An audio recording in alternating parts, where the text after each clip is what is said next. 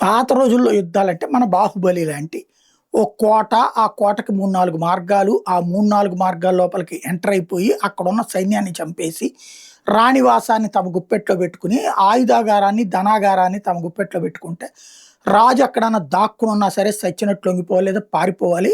ఆ తర్వాత అక్కడున్న ప్రజలందరూ గూడా కొత్తగా ఏ ప్రభుత్వం వస్తే ఆ ప్రభుత్వానికి సలాం కొడతారు, వ్యాపారులు నమస్కారం పెడతారు.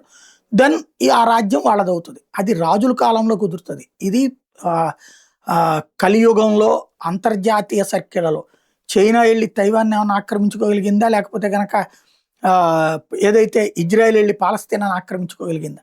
ఎప్పుడూ ప్రతిఘటన ఉంటానే ఉంటుంది. అప్పుడు నిరంతరం స్ట్రగుల్ ఉంటానే ఉంటుంది. ఇప్పుడు తాజాగా అమెరికా ఇరాన్‌కి సంబంధించిన క్షేత్రాలను ధ్వంసం చేశాం. ఇరాన్ మీద మాది ఆధిపత్యం అని చెప్పట్ల. ధ్వంసం చేశామనే చెప్తుంది. బట్ ఇరానోడు మాత్రం మాది ఆధిపత్యం అని చెప్తుంటాడు. లేటెస్ట్‌గా ఆర్‌పిఎస్-42 రాడార్ సిస్టమ్స్‌ని ధ్వంసం చేసేసాం. ఇవి ఇజ్రాయెల్ వాళ్ళు గల్ఫ్ దేశాలకు ఇచ్చినయి. దాంతో గల్ఫ్ అంతా అయిపోయినట్టే.